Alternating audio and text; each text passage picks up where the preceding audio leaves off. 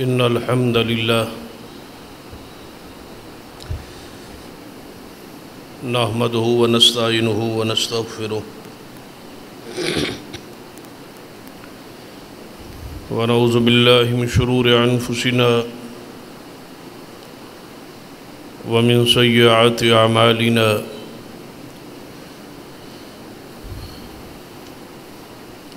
من يهد الله فلا مضل له ومن يضلل فلا هادي له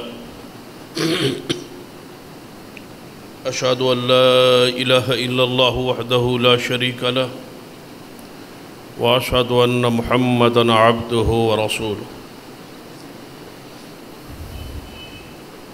أما بعد فإن خير الحديث كتاب الله وخير الهدي هدي محمد صلى الله عليه وآله وسلم وشر الأمور محدثاتها وكل محدثة بدعة وكل بدعة ضلالة أما بعد فأعوذ بالله السميع العليم من الشيطان الرجيم من همزه ونفخه ونفثه بسم الله الرحمن الرحيم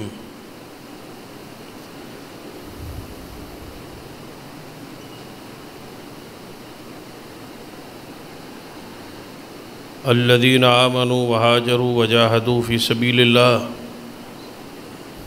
والذين آووا ونصروا أولئك هم المؤمنون حقا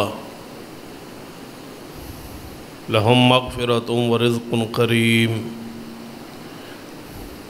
رب اشرح لي صدري ويسر لي أمري واحلل عقدة من لساني يفقهوا قولي رب زدني علما سبحان ربك رب العزة عما يصفون وسلام على المرسلين والحمد لله رب العالمين حضرات، اصحاب رسول کے حوالے سے عظمت اور شان اور مقام کی مناسبت سے گفتگو کا ایک سلسلہ جاری ہے۔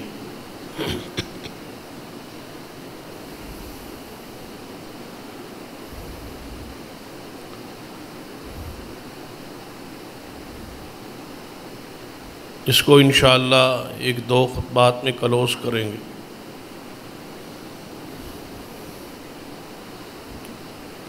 اور پھر سیرت النبی صلی اللہ علیہ وسلم کے حوالے سے گفتگو کا آغاز کریں۔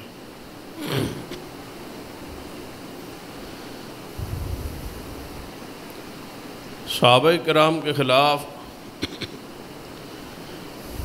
ایک منظم سازش کے تحت ان کی گستاخی اور توہین اور تنقید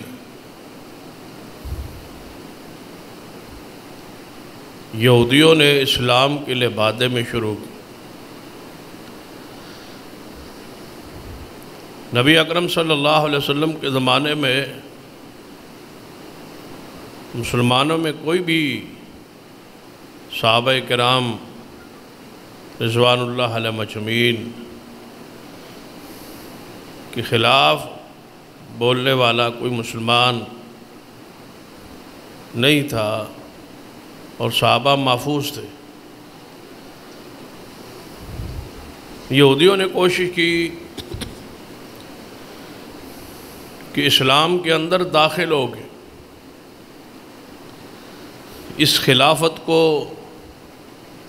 اس بڑھتی ہوئی فتوحات کو، اس اتحاد کو پارا پارا کیا جائے اور امت مسلمہ میں تفرقہ بازی، لڑائی اور پاک باز ہستیوں پہ طعن و تشنیع کا سلسلہ شروع کیا جائے۔ اس سلسلے میں جس شخص نے سب سے برا کردار ادا کیا وہ عبداللہ ابن سبا تھا۔ یہ مذہباً یہودی تھا، اس نے اسلام قبول کیا ظاہری طور پر، اور اسلام کے پردے اور لبادے میں سب سے پہلے اس نے سیدنا عثمان رضی اللہ تعالیٰ عنہ کے خلاف زبان کو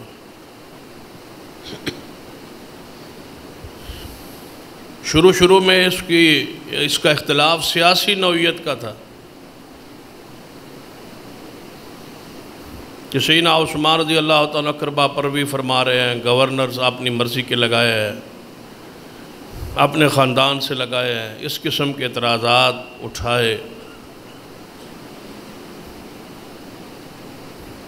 اور ایک گروہ سیدنا عثمان رضی اللہ تعالیٰ عنہ کے خلاف تیار ہو، جس کی پوری روایات جو ہے وہ گزشتہ ایک دو خطبے میں بیان ہو چکی۔ آج جو بیان کرنا مقصود ہے کہ اصحاب رسول سے جو مخالفت ہے، یہ دشمنی ہے، یہ کوئی معمولی جرم اور گناہ نہیں کہ جس کو بندہ نظر انداز کر دے یا چھوڑ دے اور اس کا ذکر نہ کرے۔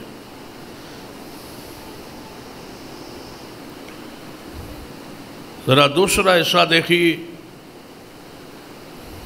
امام حسن بصری رحمۃ اللہ علیہ سے پوچھا گیا صحابہ کرام کی محبت کی شرعی حیثیت کیا ہے، تو آپ نے فرمایا ان سے محبت کرنا فرض، سنت ہی نہیں ہے بلکہ فرض۔ اسی طرح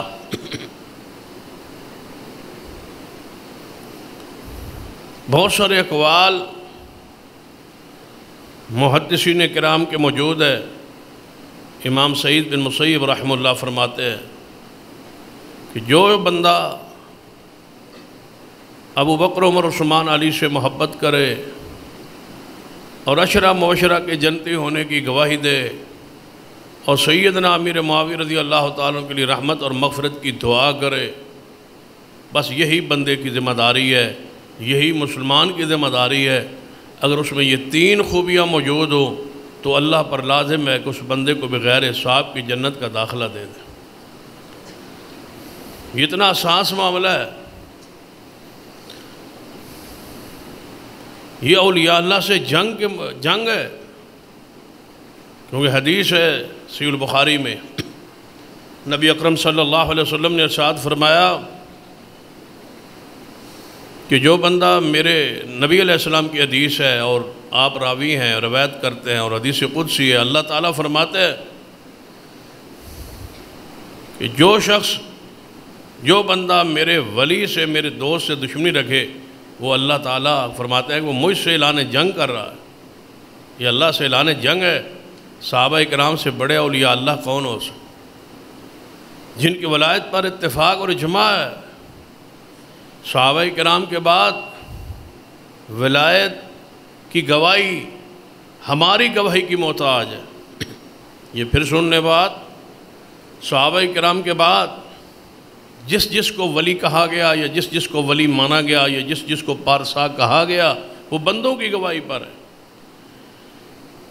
ہم اصل لوگوں کی گواہی پر ہے۔ یہ بندہ نیک تھا، متقی تھا، پرہیزگار تھا، لوگوں کی گواہی کی روشنی میں کہا جائے گا کہ یہ ولی ہے، یہ نیک ہے، یہ پارسا ہے، یہ بزرگ ہے، اس پر اتنے بندے گواہی دے رہے ہیں۔ اور صحابہ کرام کی ولایت کی گواہی بندوں کی محتاج نہیں ہے، ان کو اولیاء اللہ رب نے خود کہا ہے۔ اور جس کو رب ولی کہہ دے، الا ان اولیاء اللہ لا خوف علیہم ولا هم يحزنون الذين آمنوا وكانوا يتقون الذين آمنوا وهاجروا وجاهدوا في سبيل الله الذين آمنوا وكانوا يتقون۔ اولیاء اللہ صحابہ کرام کے بارے میں تو اللہ کہہ رہا ہے یہ میرے ولی ہیں، یہ میرے دوست ہیں، یہ میرے پیارے۔ تو جو ان سے اعلان جنگ کرتا ہے، جو ان سے دشمنی رکھتا ہے، وہ اللہ سے اعلان جنگ کر رہا ہے۔ تو رافضیوں کا بڑا برا انداز اور برا انتخاب ہے کہ انہیں رب کی زمین پر بہترین لوگوں کو چنا ہے مخالفت کے لیے۔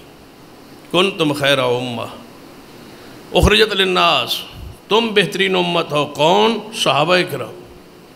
صحابہ کرام بہترین امت ہے، اس امت کے بہترین لوگ ہیں، وہ خیار امت ہے، امت کے بہترین چنیدہ پسندیدہ منتخب شدہ لوگ ہیں۔ رافضیوں نے بڑا برا راستہ اختیار کیا ہے کہ اللہ کے نیک بندوں کے خلاف زبان کھولی۔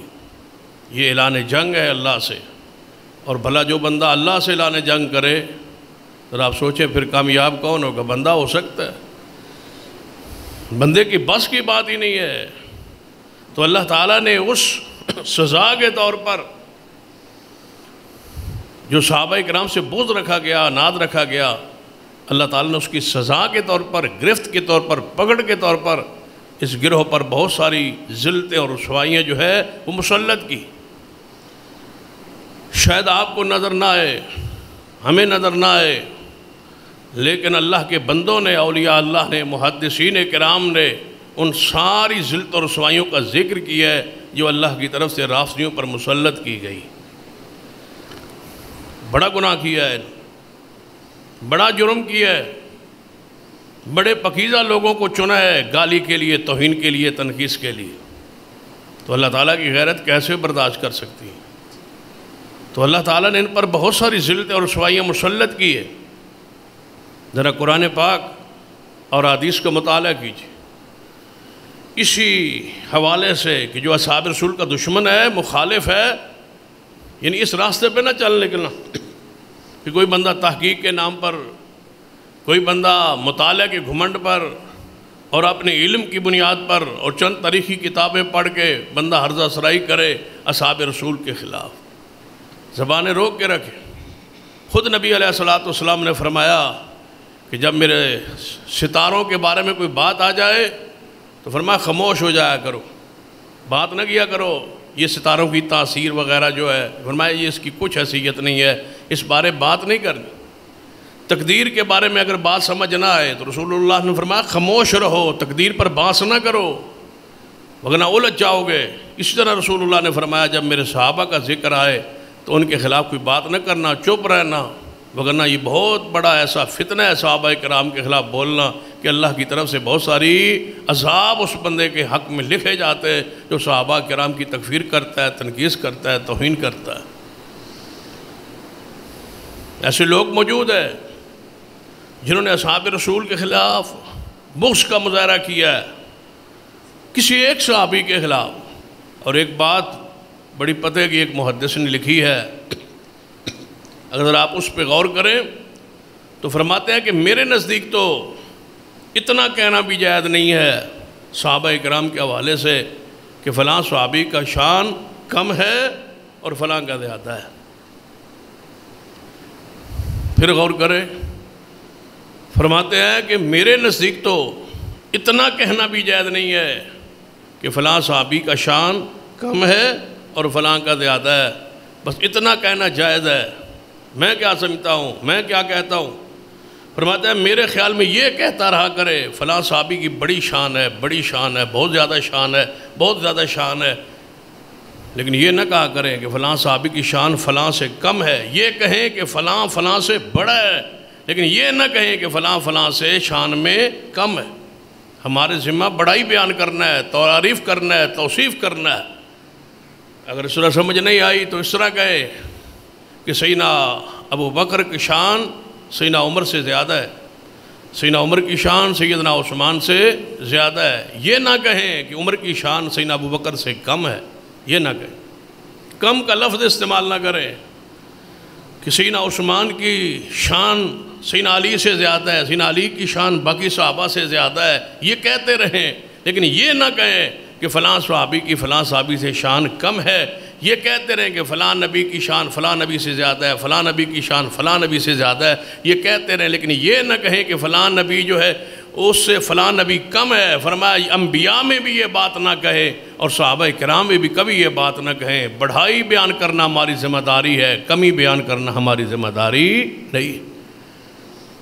صحابہ کرام کے بارے میں اتنے حساس ہو بندہ کہ ان کی ذرہ برابر توہین اور تنقیص جس پہلو سے اور جس انداز سے ذہن میں آ رہی ہو یا تحقیق میں یا مطالعہ میں، تو وہاں زبان روک لیں اور کہہ دے کہ یہ مغفور لوگ ہیں، یہ بخشے ہوئے لوگ ہیں۔ کوئی بات ہو گئی ہوگی لیکن یہ بخشے ہوئے لوگ ہیں، کوئی بات ہو گئی ہوگی لیکن بخشے ہوئے لوگ ہیں یہ، ان پر بانسنا شروع کر دیں۔ جس طبقے اور جس گروہ نے بانس کی ہے وہ اس دلدل میں پھنسے ہوئے، انہیں آج تک کوئی سمجھ نہیں آئی کہ ہم کیا کر رہے ہیں اور کیا ہو رہا ہے، ہمارا مسلک کیا، ہمارا عقیدہ کیا، ہمارا منہج کیا ہے، انہیں کوئی پتہ ہی نہیں۔ جس طرح وہ کوئی کیفیت ہے نولہ ما تولا والی ونصلہ جہنم وساءت مصیرا، وہ پھر رہے ہیں ایسے دلدل میں پھنسے ہوئے ہیں کہ اس دلدل سے وہ نکل ہی نہیں سکتے، اور وہ صحابہ کرام پر رات دن تبرہ کر۔ بلکہ آپ حیران ہوں گے کہ 2-4 دن پہلے ایک کلپ ایک رافضی کی طرف سے میڈیا پر آیا، کہتا ہے تبرہ کرنا ہمارے نزدیک نماز روزے سے زیادہ فرض ہے، ضروری۔ کہتے ہیں ہمارے اس کے بغیر گزارا نہیں ہوتا، ہمارا مذہب ہی تبرہ پر قائم ہے، ہمارا اس کے بغیر گزارا نہیں۔ پھر ساتھ کہتا ہے تبرہ کا معنی گالیاں نہیں ہے، ہم گالیاں کے معنی میں تبرہ نہیں لیتے، تبرہ کا معنی ہم یہ لیتے ہیں کہ ابو بکر عمر عثمان سے ہمارا کوئی تعلق نہیں ہے، برات کا اعلان کرتے ہیں کہ وہ اس قابل نہیں ہے کہ ہم ان کا ذکر کریں۔ بتاؤ یہ گالی سے بڑا جرم ہے کہ ہمارا ان سے تعلق کوئی نہیں۔ رسول اللہ کا سسر ہے، بتاؤ سسر کے ساتھ تعلق ہوتا ہے یا نہیں ہوتا؟ رسول اللہ کے صحابی ہے، ہجرت کی رات رسول اللہ خود چل کے ان کے گھر کی طرف جا رہے ہیں، کوئی تعلق ہے تو جا رہے ہیں، اور نبی علیہ السلام کو ساتھ لے کے مدینہ کی طرف اکیلے چل رہے ہیں، تعلق ہے تو چل رہے ہیں۔ اور حیران کن بات ہے کہ جس کے ساتھ رسول اللہ کا تعلق ہے اس کے ساتھ کہتے ہیں ہمارا کوئی تعلق نہیں۔ تمہارے تعلق کی بنیاد پھر کیا ہے؟ کس بنیاد پہ تم تعلق رکھتے ہو، محبت رکھتے ہو، پیار رکھتے ہو؟ کوئی بنیاد بھی تو بتلاؤ۔ ہم تو اس مٹی سے بھی تعلق اور محبت اور احترام رکھتے ہیں جس مٹی پہ رسول اللہ نے قدم رکھا ہے، کوئی معیار بھی تو انسان کا۔ تو آئیے ذرا قرآن اور حدیث کی طرف کہ صحابہ کرام کے خلاف نفرت اور بغض اور عناد کا نتیجہ کیا نکلتا ہے۔ نتیجہ آج نکالنے کی قرآن سنت کی روشنی میں کوشش کرتے، جس بندے نے اور جس گروہ اور جس طبقے نے توہین کی اصحاب رسول کی، ان پر گرفت کیسی آئی، پکڑ کیسی آئی، سزا کیا ملی۔ پہلے ایک حدیث، اس کے بعد بات آگے بڑھتی۔ سرور کائنات جناب محمد رسول اللہ صلی اللہ علیہ وسلم نے ارشاد فرمایا کہ میری امت یہود و نصارہ کے طریقے پر چل نکلے گی، میری امت یہود و نصارہ کے طریقے پر چل نکلے گی۔ ایک وقت آئے گا قیامت سے پہلے میری امت یہود و نصارہ کے طریقے پہ چل نکلے گی، جو کچھ انہوں نے کیا وہی کچھ میری امت کرے گی۔ جس طرح ایک جوتا دوسرے جوتے کے بالکل برابر ہوتا ہے، کوئی سائز میں اور فرق میں نمبر میں کوئی فرق نہیں ہوتا، اسی طرح میری امت یہود و نصارہ کے ہو بہو ان کے طریقے پہ چل نکلے۔ پھر آپ نے اور وضاحت فرمائی، اگر کسی بدبخت نے یہود و نصارہ میں اگر کوئی ایسا بدبخت پیدا ہوا جس نے اپنی ماں سے بدکاری کی ہو، تو میری امت میں بھی ایسا بد نصیب پیدا ہوگا، ہو بہو اس طریقے پر میری امت کے لوگ چل نکلے۔ یہ حدیث صحیح البخاری میں، اور قرآن نبی علیہ السلام نے خود فرمایا من تشبہ بقوم فہو منہم، جو کسی قوم سے مشابہت کرتا ہے وہ انہی میں سے ہے۔ قرآن نے خود فرمایا کہ یہود و نصارہ سے محبت نہ کرو، لیکن دیکھ لیجیے جس بندے پر اللہ کی طرف سے پھٹکار دھتکار پڑے، صحابہ کرام پر طعن و تشنیع کرے، اللہ تعالیٰ اس کو کس طرح گمراہ کر۔ اللہ کا وعدہ ہے کہ جو صحابہ کا راستہ چھوڑے گا، صحابہ کا منہج چھوڑے گا، اس آیت کو جتنا بھی آپ سمجھیں گے ایک جھلک سکون اطمینان نصیب ہوگا۔ آیت مبارکہ بھی غور کیجئے، وَمَن يُشَاقِقِ الرَّسُولِ وَمَن يُشَاقِقِ الرَّسُولِ مِن بَعْدِ مَا تَبَيَّنَ لَهُ الْهُدَى وَيَتَّبِعْ غَيْرَ سَبِيلِ الْمُؤْمِنِينَ نولہ ما تولی ونصلہ جہنم وساءت مصیرا۔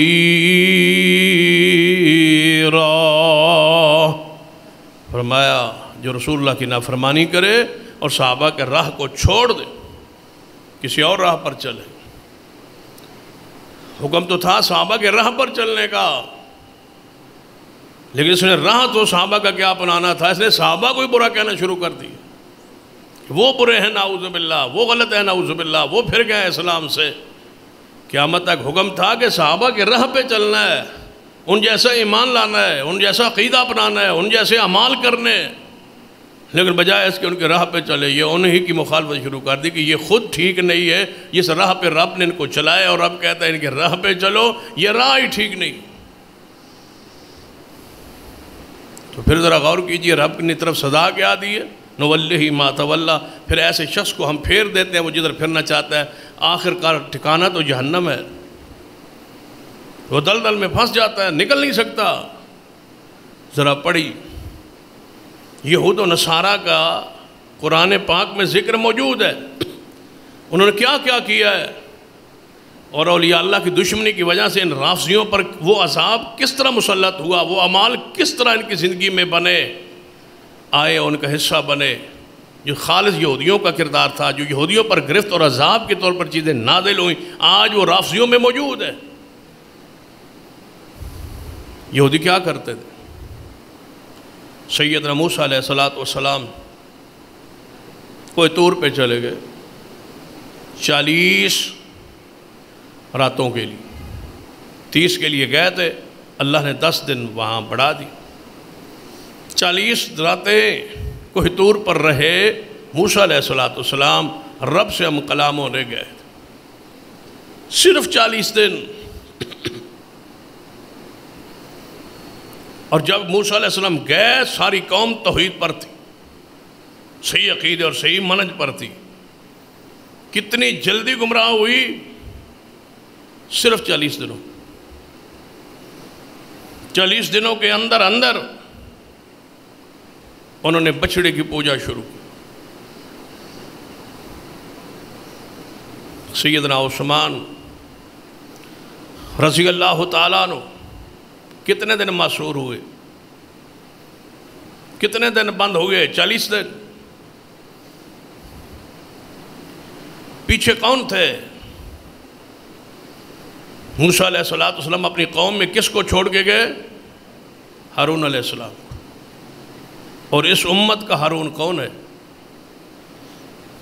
اس امت کا ہارون کون ہے؟ سیدنا علی رضی اللہ تعالیٰ عنہ۔ یہ رسول اللہ کی حدیث ہے صحیح البخاری کہ نبی علیہ السلام تبوک کی طرف گئے، سیدنا علی کو ساتھ نہیں لے گئے تھے، اور وہ بھی سفر اتنے ہی دنوں کا تھا۔ تو سیدنا علی رضی اللہ عنہ دل میں خیال آیا، منافق نہیں گئے، منافقین تبوک کی طرف نہیں گئے،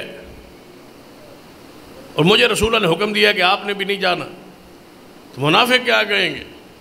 اگرچہ میں رکا رسول اللہ کی مرضی سے ہوں، رسول اللہ کے حکم سے ہوں، اطاعت میں، رسول اللہ اور اس کے رسول کی اطاعت میں، لیکن یہودی اور عیسائی اور منافق کہیں گے اگر ہم نہیں گئے، فلاں فلاں نہیں گیا، تو سیدنا علی بھی نہیں گئے، سیدنا علی سے یہ بات سننا برداشت نہیں تھی، آپ چلے گئے پیچھے سے، جہاں رسول اللہ کو پہنچے۔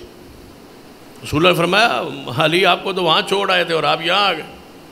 فرمایا یا رسول اللہ منافق کیا کہیں گے؟ آپ نے فرمایا تیری اور میری مثال موسیٰ اور ہارون علیہ السلام جیسی۔ کون ہارون ٹھہرے؟ علی رضی اللہ تعالیٰ۔ فرمایا موسیٰ گئے تھے، ہارون کو چھوڑ گئے تھے، میں جا رہا ہوں تو آپ پیچھے رہے۔ پوری سیرت اور قرآن اور اسرا تاریخ کو جوڑے، 40 دن کے لیے عثمان معصور ہے۔ اس امت کا ہارون سیدنا علی رضی اللہ تعالیٰ بھار ہے۔ 40 دنوں میں بنی اسرائیل نے گائے کی پوجا شروع کر دی، بچھڑے کی پوجا شروع کر دی،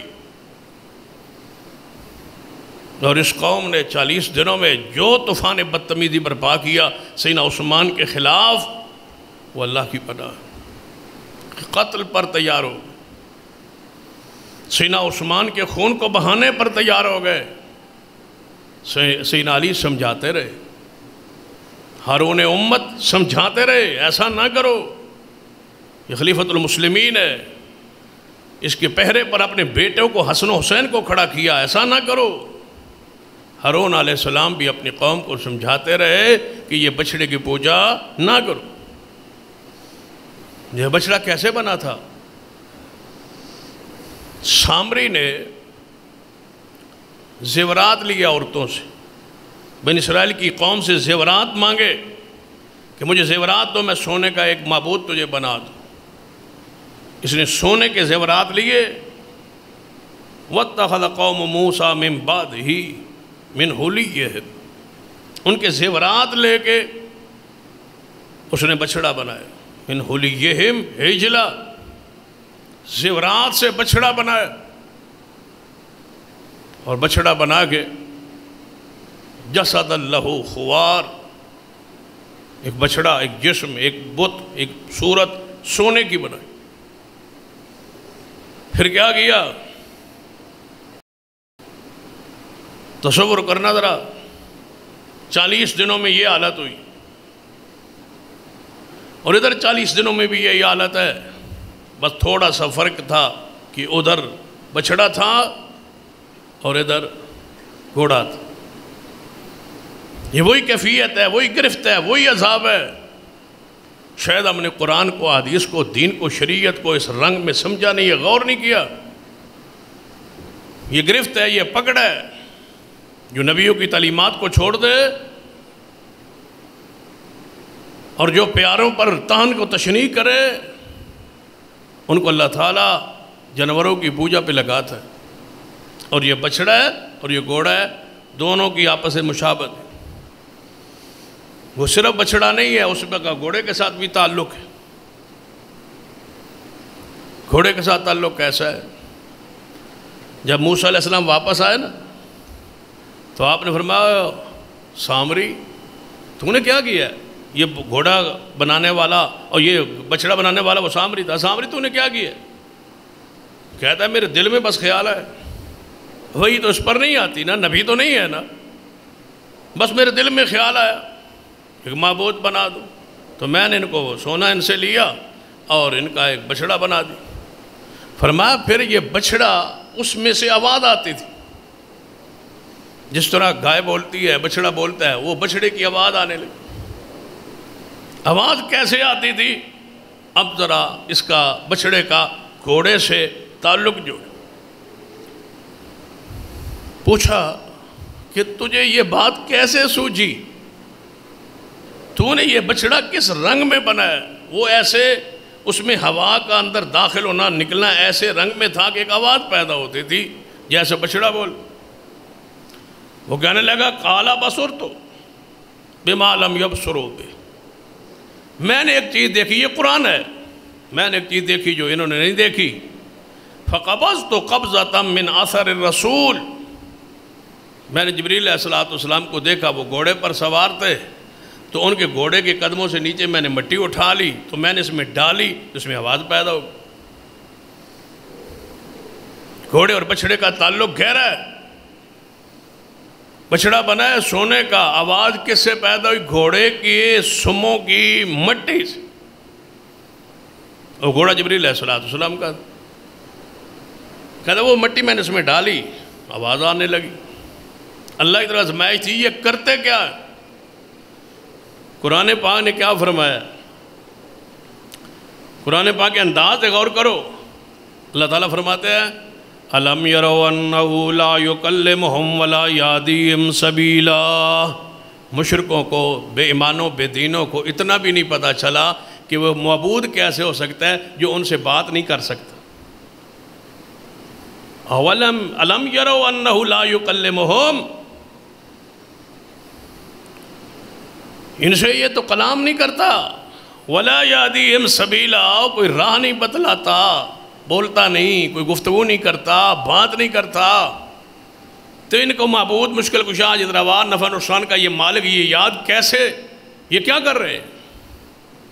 اب جا کے پوچھو گھوڑے کی پوجا، گھوڑے کو سونے سے اور گھوڑے کو کپڑوں سے ملبوس کر کے، مزین کر کے، اس کو بابا اور مولا بنا کے، پھر اس کو پوچھ کے، جو کلام نہیں کرتا، کبھی گھوڑے کو محرم میں بولتا دیکھا ہے؟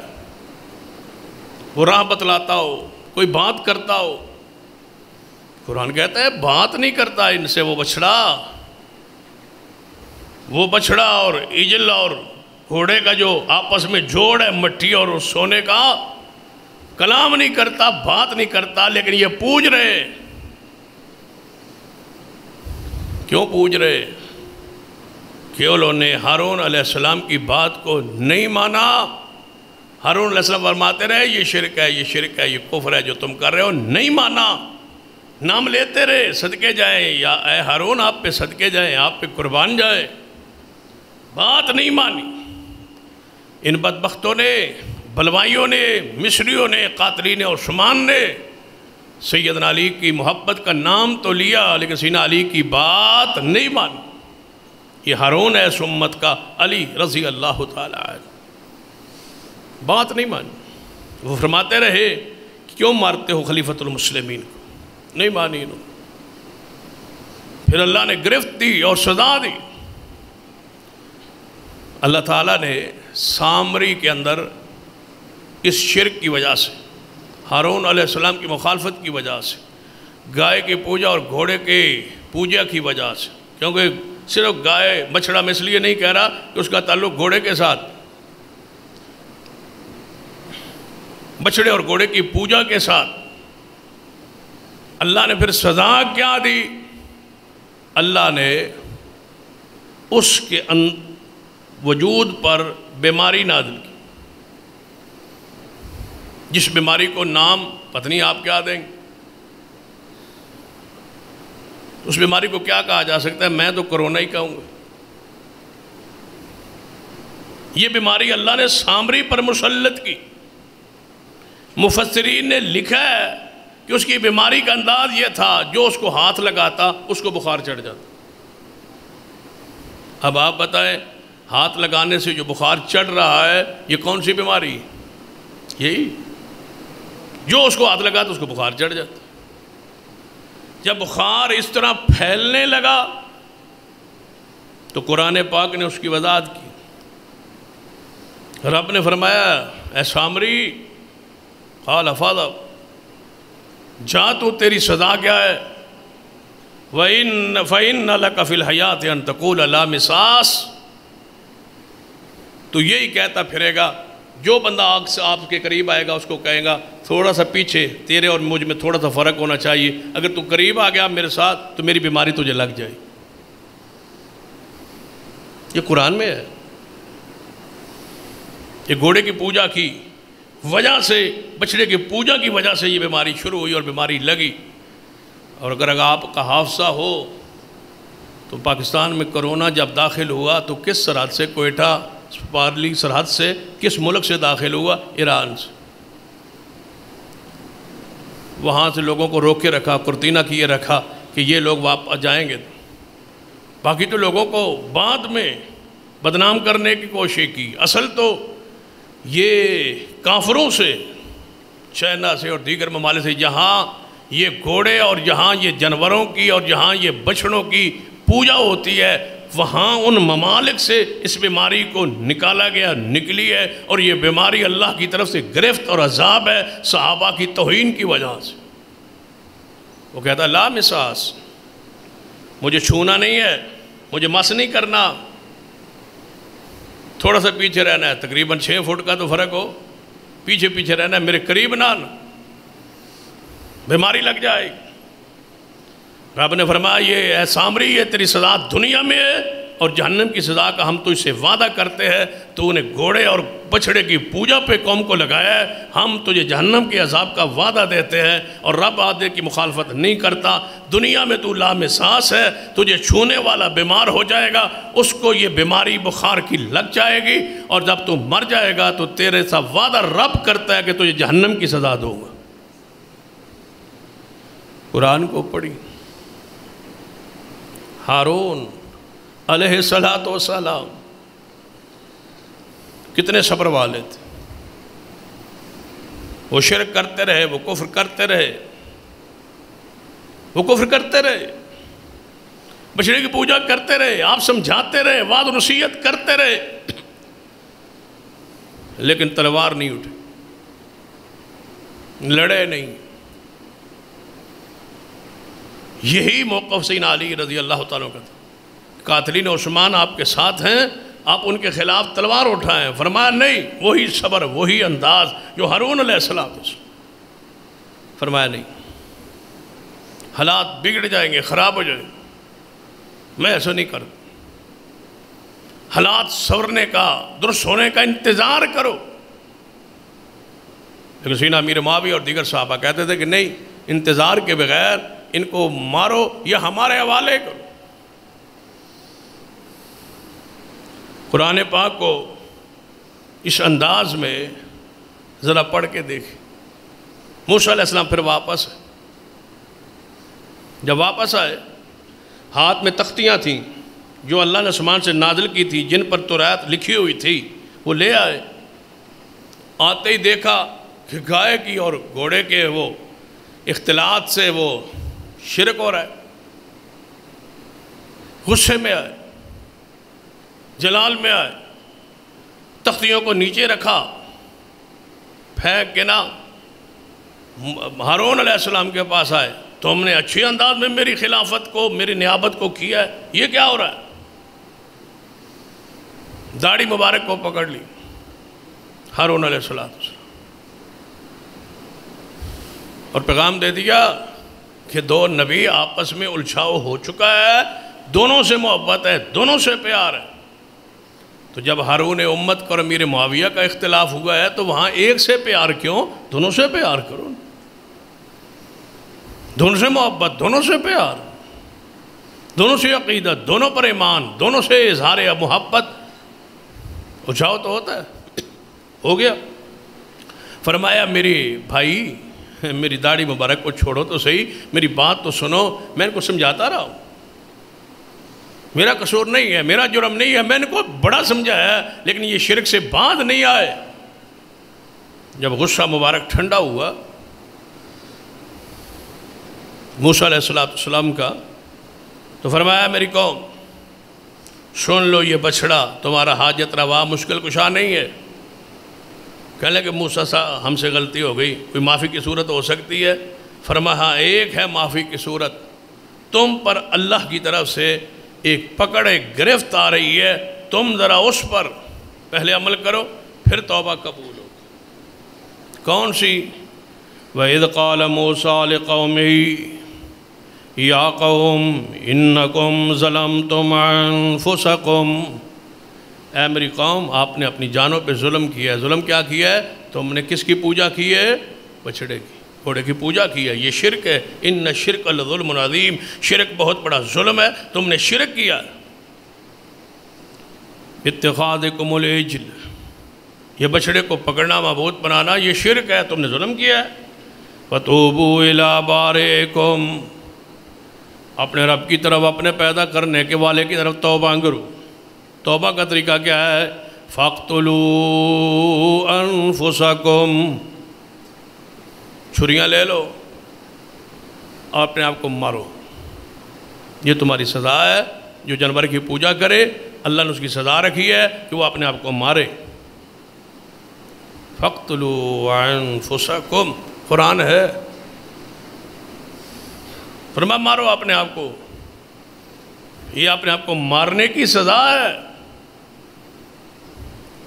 صدیق عمر عثمان اور سیدنا علی اور ایسے پاکیزہ ہستیاں کا بغض جو ہے وہ دنیا میں سکون سے رہنے دے۔ فرمایا منافقو تم ساری زندگی روتے رہو گے، ہنسو گے کم، روو گے زیادہ، یہ تم پر عذاب ہے۔ اور یہ سارا سال روتے، یہ وہ گرفت ہے، یہ وہ پکڑ ہے۔ ہم سمجھتے ہیں یہ کوئی مذہب ہے، مذہب نہیں ہے، یہ گورکھ دھندا ہے اور اللہ کی طرف سے یہ پکڑ اور گرفت اور عذاب ہے۔ فرمایا تم مارو اپنے آپ کو۔ فَاقْتُلُوا أَنفُسَكُمْ ذَلِكُمْ خَيْرٌ لَكُمْ، تمہارے لیے بہتر، تمہارے لیے حسن، تمہارے لیے جمال، تم اپنے آپ کو مارتے رہو تو خوش رہتے ہو، تم مارو اپنے۔ یہی بہتر ہے تمہارے لیے۔ کیا وہ خوش ہو کے تھپڑ نہیں مارتے؟ کیا وہ عبادت سمجھ کے چھریاں نہیں مارتے؟ فرمایا اس کے طریقے پہ میری امت چل نکلے گی، جو یہود و نصارہ کرتے تھے، جو وہ کرتے ہیں وہ کر رہے ہیں۔ کیا کرتے تھے؟ وَجَاءُوا أَبَاهُمْ عِشَاءً يَبْكُونَ وَجَاءُوا عَلَىٰ قَمِيصِهِ بِدَمٍ قَذِبٍ، وہ قمیضیں لٹکاتے تھے اور اس پر جھوٹے خون لگاتے تھے۔ ساری وہ حرکتیں آج موجود۔ گھوڑا بھی روتا ہے۔ اب گھوڑے کو کیا پتہ ہے کہ آج 10 محرم ہے، لیکن روتا ہے وہ۔ اس کی آنکھیں میں کوئی چیز ڈالتے ہیں، وہ ایسا لگ رہا ہے جیسے اس کے آنسو آ رہے ہیں، وہ رو رہا ہے۔ یا ان پر رو رہا ہے کہ ان بدماشوں کو کیا ہو گیا ہے، یہ میری پوجا کر رہے ہیں، میرے اوپر نیچے سے گزر رہے ہیں، ان کو ہو کیا رہا ہے، یا ان کے پر تحفہ افسوس ہے، یہ کون ہے، کیا کر رہے ہیں، ان کی بے عقلی پر، بے وقوفی پر وہ روتا ہے۔ قمیضیں لٹکائی ہوئی جھوٹی، یہ کوئی آج کی ہے، یہ تو پرانی۔ یہ یہودا کا طریقہ ہے۔ یوسف علیہ السلام کا بھائی یہودا، جس کے نام پہ یہ معروف ہے یہودی، یہ اس کا طریقہ ہے۔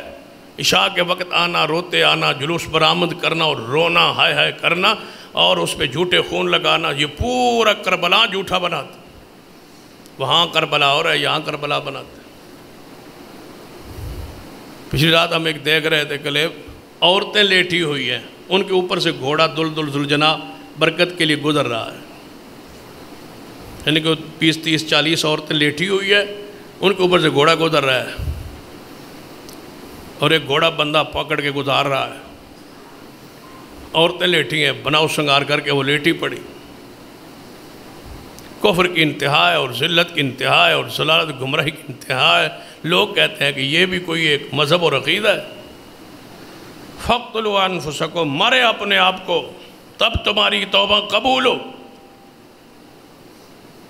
یہ ان سے کوئی کام ہے؟ یہودی کیا کہتے ہیں؟ عیسائی کیا کہتے ہیں؟ ان کا عقیدہ پڑھی، نحن ابناء اللہ واحباؤہ، ہم اللہ کے بیٹے، ہم اللہ کے حصے ہیں، ہم اللہ کے جز ہیں، ہم اللہ کے محبوب ہیں۔ اللہ ہمیں عذاب نہیں دے گا، ہم جہنم میں نہیں جائیں گے، اور گئے بھی تو چند دن کے لیے جائیں گے، پھر نکل آئیں گے۔ یہ عیسائی بھی کہتے ہیں۔ عیسائی کہتے ہیں عیسیٰ علیہ السلام نعوذ باللہ سولی پہ چڑھ گئے، ہمارے گناہوں کا کفارہ۔ اور یہ رافضیوں کتابوں میں لکھا ہوا ہے، ان کے یہ بیان موجود ہے کہ حضرت حسین ابن علی کربلا میں شہید ہو گئے، ہمارا کفارہ ہو گیا ہے، اب ہم نے صرف ماتم کرنا ہے، رونا پیٹنا ہے، ہمارے گناہوں پر عذاب نہیں ہو۔ وہی تصورات ہیں، وہی عقائد ہے، وہی نظریات۔ پھر اللہ نے ان کو تقسیم کیا، اس عذاب کی وجہ سے تقسیم ہوئے، اس کفر کی وجہ سے تقسیم ہوئے، جانور کی پوجا کی وجہ سے وہ تقسیم ہوئے۔ اور تقسیم کس طرح ہوئی؟ وَقَطَّعْنَاهُمْ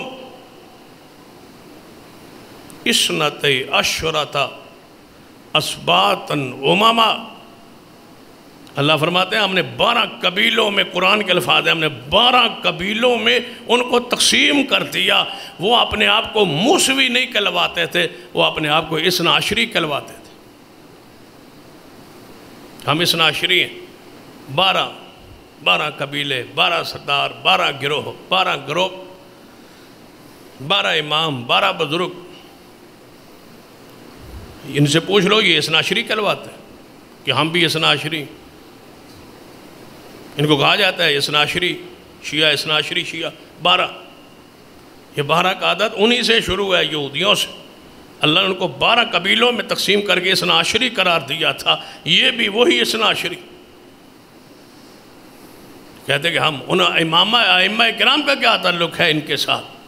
وہ 12 کے 12 امام تو اہل سنہ کے ہیں، اہل اسلام کے ہیں، اہل دین کے ہیں۔ انہوں نے تو یہ نہیں کہا کہ ہمارے نام پہ تم 12 امامی اور اثنا عشری کہلواؤ۔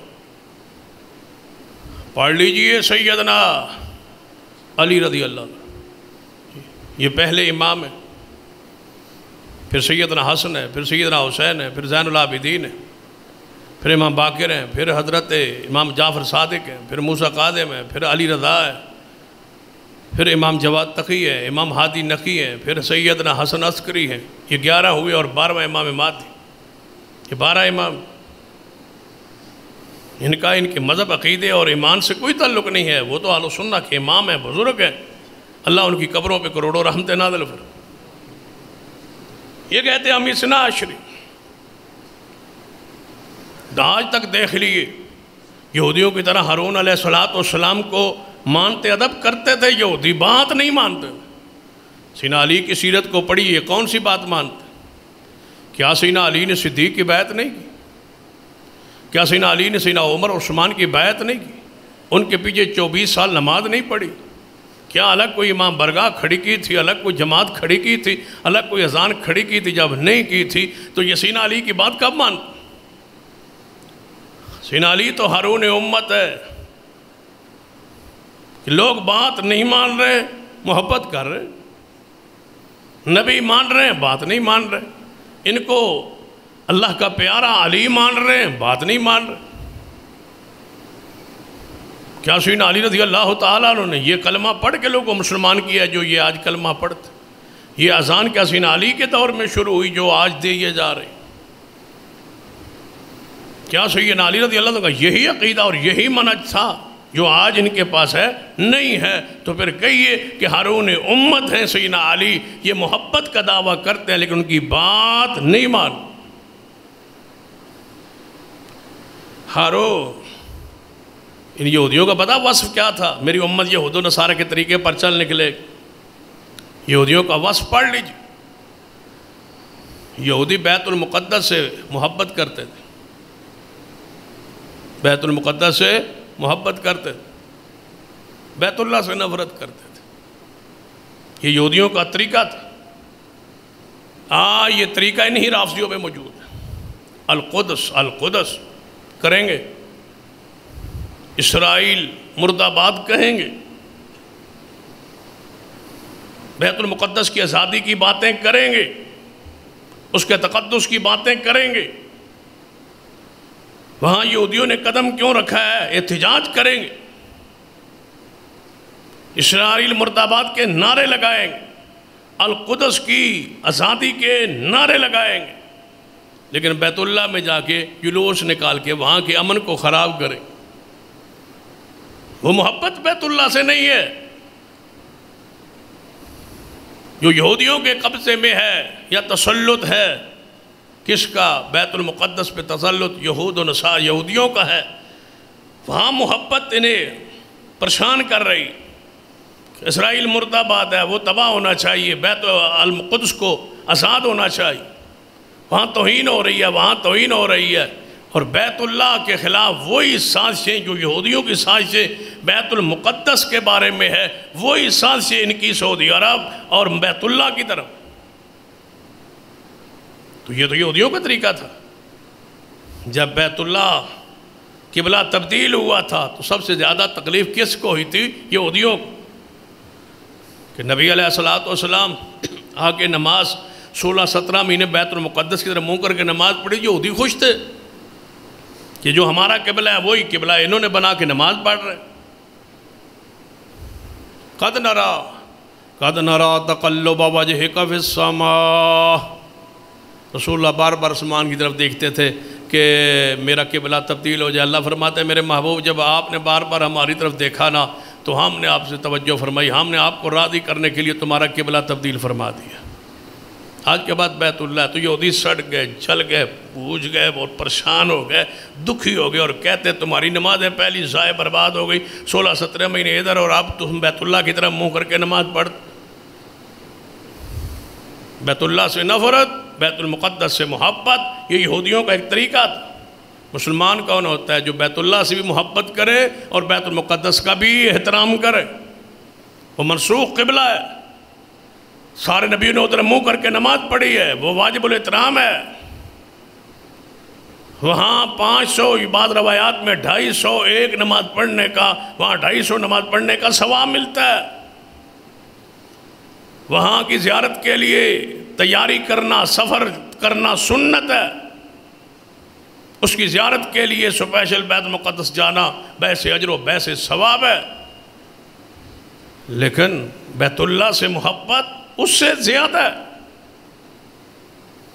لیکن بیت اللہ میں نعرے، بیت اللہ میں جلوس، بیت اللہ میں افراتفری، بیت اللہ میں ہر سال حج کے موقع پر کس قوم اور کس ملک کے انتشار اور وہاں دھماکے کا، لڑائی کا اور بدامنی کا خطرہ ہوتا ہے، یہی لوگ. وہاں یہودیوں کو تو خطرہ نہیں ہوتا، عیسائیوں سے تو خطرہ نہیں ہوتا، کافروں سے خطرہ نہیں ہوتا، ہندوؤں سے تو خطرہ نہیں ہوتا کہ وہاں انڈیا جا کے حاجیوں پر حملہ کر دے. اسرائیل سے وہاں خطرہ نہیں ہوتا، امریکہ سے خطرہ نہیں ہوتا، کفار سے خطرہ نہیں ہے. وہاں حج کے دوران کس ملک سے خطرہ ہے، کس قوم سے خطرہ ہے، کون ہے بیت اللہ کے خلاف دل میں بغض رکھنے والے. یہ وہی سزا ہے جو اللہ نے صحابہ کی گستاخی اور توہین میں ان کو دی ہے کہ ان کے دل میں بیت اللہ کی محبت داخل نہیں ہو سکتی. یہ زیارت کریں گے، عمرے کی طرف بہت کم جائیں. زوار صاحب، زائر، زوار، زیارتوں کو جا رہا ہے. مجھے بتلایا جائے کیا ایران عراق کی زیارت مسنون ہے، مشروع ہے، اسلام میں ہے، دین میں ہے، شریعت میں ہے، ذکر ہے؟ کیا اس کا تصور ہے اسلام میں؟ اس کے لیے باقاعدہ اصطلاح ہے زوار. یہ وہ زوار ہے جو زیارتیں کر رہا ہے. بار بار جائے تو پھر زوار بنتا ہے. جیسے ہم کہتے ہیں الحاج، بار بار حج کرے تو کہتے ہیں الحاج، یہ کہتے ہیں زوار. ان کی اسلام سے اصطلاح ہی الگ. آج تک ہماری اصطلاح مسجد اور مدرسہ ہے، ان کی اصطلاح کیا ہے؟ امام برگاہ. اصطلاح ہی الگ ہے. حیران کن بات ہے، مسلمانوں کی جتنی اصطلاحیں ہیں ان سے الگ اصطلاحیں مقابلے میں کھڑے. یہ وہ صحابہ کرام کی توہین و گستاخی ہے، اس کا انجام ہے، اس کی سزا ہے. جو صحابہ کرام کی توہین کرتا ہے اللہ تعالیٰ اس کو اپنی طرف سے اس پر یہ گرفت اور عذاب اور یہ کفر اور ضلالت ان پر اتار دیتا ہے، مسلط کر دیتا ہے. لہذا اس راستے پہ نہ چلنا. ہر نوجوان سے کہوں توہین صحابہ کے راہ پہ نہ چلنا. سیدنا عثمان سیدہ امیر معاویہ کے خلاف ہرزہ سرائی نہ کرنا. یہیں سے امت پٹڑی سے ہٹی ہے. جب سیدنا عثمان کی توہین شروع ہوئی ہے یہی لوگ تباہ ہو گئے، یہی لوگ برباد ہو گئے، یہی لوگ پٹڑی سے اترے، یہی لوگ خارجی بنے، یہی لوگ گستاخ بنے، یہی لوگ واجب القتل ٹھہرے، یہی لوگ برے بنے. انہی لوگوں نے امت میں فرقہ وریت پھیلائی، انہوں نے فرقوں میں تقسیم کیا، انہوں نے محبت اہل بیت کا نعرہ لگایا، انہوں سیدنا عثمان کے خلاف نعرہ لگایا، سیدنا علی کی حمایت میں نعرہ لگا کے ان ہوئی نے شرک کو، بدعات کو، خرابات کو، کفر کو، ضلالت کو، خلافت کا انکار کیا ہے اور ان ساری چیزوں کو رواج دیا ہے. یہ وہ توہین کا انجام ہے کہ اللہ نے ان کو حق پر نہیں رہنے دی.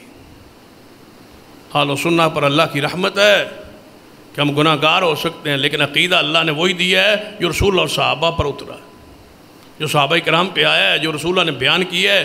اللہ نے رسول اللہ پر نازل کر کے صحابہ کو حضور نے سمجھا دیا ہے. وہی مسلک، وہی منہج آج اہل سنہ کے پاس محفوظ اور موجود ہے. لہذا صحابہ کرام کے بارے میں کبھی خیال میں بھی نہ آئے آپ کے دل میں کہ صحابہ بھی برے ہو سکتے ہیں. نہ اس میں توہین نہ کرنا، تنقیس نہ کرنا، ان سے محبت کرنا، ان سے پیار کرنا، ان کو سے سمجھنا کہ وہ بخشے ہوئے لوگ، وہ مغفور ہے. آخری بات، یہ فرق اپنے ذہن میں رکھ لیجیے ہمیشہ کے لیے، کہ میں چاہتا ہوں کہ عظمت صحابہ کا جو موضوع کہیں جمعہ خطبہ سے چل رہا ہے اس کو ذرا کلوز کرنے کی طرف لاؤ. آئندہ جمعے پر اس کو کلوز کر دو. اس لیے یہ باتیں اپنے ذہن میں لکھ لیں، نوٹ کر لیں، طلباء بھی اور جناب ساتھی بھی، جوان، کہ صحابہ مغفور ہیں. یہ فرق سامنے رکھے. انبیاء سارے معصوم ہیں اور صحابہ سارے مغفور ہیں. معصوم وہ ہوتا ہے جس سے گناہ نہیں ہوتا، مغفور وہ ہوتا ہے جس سے ہو جائے تو اللہ اس کے وجود پہ گناہ نہ رہنے دے، اللہ معاف دنیا میں ہی معاف فرما دے. صحابہ مغفور ہو چکے. جب عقیدہ ہی مغفور ہونے کا ہے تو پھر لڑائی کس بات کی؟ شاید اس پوائنٹ کو، اس نقطے کو آپ سمجھ نہیں پا رہے. تقریباً ہر جمعے میں نے اس کا ذکر کیا ہے، لیکن آپ سمجھنے کی کوشش کریں، اس پوائنٹ اور اس نقطے پہ اپنے ایمان کو آ کے روکیں کہ صحابہ مغفور ہے۔ کوئی آپ کو کہے کہ فلاں فلاں صحابی نے یہ قصور کیا، جرم کیا، تو آپ کیا کہیں گے؟ ہم نے کب کہا تھا کہ وہ معصوم ہے؟ ہم نے کب کہا ہے کہ وہ معصوم ہے؟ ان سے خطا نہیں ہو سکتی۔ ہم نے کب کہا ہے کہ وہ معصوم ہے؟ تو پھر وہ آپ کے دیکھیں جب معصوم نہیں ہے اور یہ ان سے خطا ہوئی ہے تو پھر آپ ان پر بحث کریں، آپ کہیں گے بحث نہیں کریں گے، اس لیے کہ ان کی خطائیں بخشی ہوئی ہیں، وہ مغفور ہیں، بخش دیا رب نے ان کو، جو کچھ ہوا بخشا گیا۔ جب بخشا گیا تو پھر آپ پر کیا حق حاصل ہے کہ 1450 سال بعد ان پر آپ بحث کریں؟ بحث آپ نہیں کر سکتے، کیونکہ وہ خطا ان کی موت سے پہلے اللہ نے بخش دی۔ وہ توبہ کر کے دنیا سے گئے، مغفور ہو کے دنیا سے گئے، صاف ہو کے دنیا سے گئے، بخشے ہوئے ہیں دنیا سے گئے۔ میں آپ سے پوچھتا ہوں کہ آپ نے علماء کرام سے یہ بات نہیں سنی کہ جو بندہ حج کرے، جتنا پاپی ہو، جتنا گناہ گار ہو، جتنا سیاکار ہو، جتنے بھی گناہ ہو، حج کرے تو وہ ایسا ہو جاتا ہے جیسے آج ماں کے پیٹ سے پیدا ہو۔ یہ رسول اللہ کی حدیث ہے۔ وہ بندہ کیا ہو جائے گا؟ مغفور، بخشا ہوا، بالکل گناہوں سے صاف ہو گیا۔ جس طرح حاجی کے بارے میں ہم یہ کہتے ہیں کہ حج کے بعد گناہوں سے بالکل صاف، جس طرح ماں کے پیٹ سے معصوم آیا تھا آج ویسے ہو گیا، عام آدمی کے بارے میں یہ آپ کہہ رہے ہیں۔ اور صحابہ کرام کو کتنے صحابہ تھے حج کے آخری حج پر؟ 1.5 لاکھ صحابہ تو حضور کے سامنے بیٹھے تھے، جہاں خطبہ ہو رہا تھا وہی صحابہ تھے۔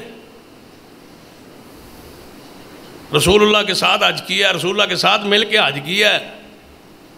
لوگ رمضان میں حج کرنے، عمرہ کرنے کیوں جاتے ہیں؟ رسول اللہ نے فرمایا جو رمضان میں عمرہ کرے وہ ایسے ہے جیسے میرے ساتھ مل کے حج کیا ہے۔ تو جنہوں نے رسول اللہ کے ساتھ بالکل بغیر کسی شک شبہ کے حج کیا ہے، حضور کی قیادت میں، سیادت میں، امامت میں، ان کے یہ کہنا کہ وہ ماں کے پیٹ کی طرح جس طرح صاف پیدا ہوئے تھے اس طرح ہو گئے، صحابہ کرام کے بارے میں آج تک کیوں کہتے ہو کہ ان کو معافی نہیں ملی؟ وہ مغفور ہیں، وہ بخشے ہوئے۔ آپ جائیں گے حج پہ تو بخشے جائیں گے، انہوں نے محمد کا چہرہ دیکھا تو بخشے گئے۔ یہ شرف ہے۔ رسول اللہ نے فرمایا جو مجھے دیکھے اللہ اس پہ جہنم کی آگ کو حرام کر دیتا، وہ مغفور ہو گئے۔ من رانی اور رام رانی، جس نے مجھے دیکھا اور میرے صحابی کو دیکھا، اس پر شاید من رانی اور رام رانی کے گہرائی کو آپ نہیں سمجھے۔ جو ایمان کی حالت میں صحابی کو دیکھے وہ بخشا گیا۔ پھر سن لیجئے، جو ایمان کی حالت میں صحابی کو دیکھے وہ بخشا گیا۔ تو خود صحابی کیوں نہیں بخشا ہوا؟ جو اس کو دیکھے وہ بخشا گیا۔ اور میں اگلے دن ایک حدیث پڑھ رہا تھا، مجھے تو وہ حدیث پڑھ کے بڑا سکون محسوس ہوا ہے۔ قیامت کا دن ہو، اہل جنت جب جنت میں جائیں گے تو اللہ تعالیٰ قرآن کے قاریوں کو، حافظوں کو کہے گا کہ آپ بیٹھے جائیں، قرآن پڑھتے جائیں اور جنت کے درجات چڑھتے جائیں۔ جہاں آخری آیت ہوگی وہاں آپ کی آخری منزل ہوگی، درجہ ہوگا، کوٹھی ہوگی۔ جاؤ بھائی، اب قاری قرآن پڑھنا شروع کر دیں۔ درجے چڑھ رہے ہیں، درجے چڑھ رہے ہیں۔ قرآن کون سا پڑھیں گے؟ پھر غور کریں، قرآن کون سا پڑھیں گے؟ جو قرآن آج ہمارے پاس موجود ہے یہی پڑھیں گے، یا کوئی جنت میں اور قرآن ہوگا؟ یہی ہوگا۔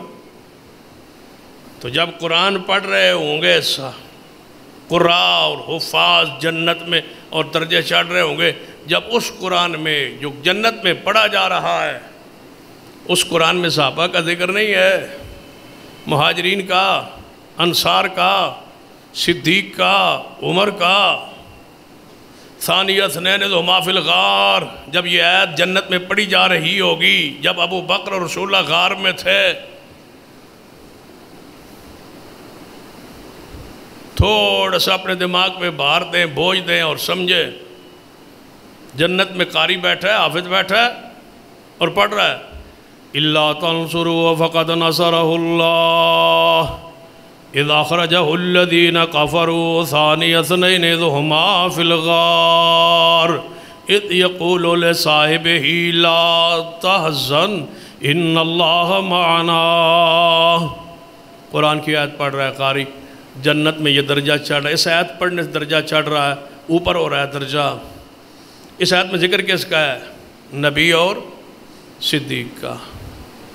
اب وہاں کیا ہوگا قاری کے ذہن میں کہ جس صدیق کا ذکر کر کے آیت پڑھ کے میں جنت کا درجہ چڑھ رہا ہوں، وہ صدیق خود نعوذ باللہ جہنم میں ہے۔ جس صدیق کا ذکر کرنے سے جنت کا درجہ بڑھ رہا ہے، وہ صدیق خود جہنم میں ہوگا۔ جس کا جنت میں ذکر ہو رہا ہے، جن مہاجرین انصار کا جنت میں قرآن میں ذکر ہو رہا ہے، قرآن پڑھ رہے ہیں، جنت کے درجات چڑھ رہے ہیں، اور وہ لوگ خود جہنم میں گئے ہوئے ہیں، جن کے ذکر کی وجہ سے جنت کا درجہ بڑھتا ہے، وہ خود جنت میں نہیں ہیں، تو پھر جنت میں کون ہوگا؟ اپنے دل اور دماغ کو صاف رکھی، صحابہ کرام کے بارے زبانوں کو روک کے محبت کا اظہار کریں، دعائیں کریں، خیر فضائل ان کے بیان کریں۔ اللہ مجھے اور آپ کو توفیق عطا فرمائے۔ اقول قولی ھذا واستغفر اللہ لی ولکم ولسائر المسلمین وآخر دعوایا الحمدللہ رب العالمین۔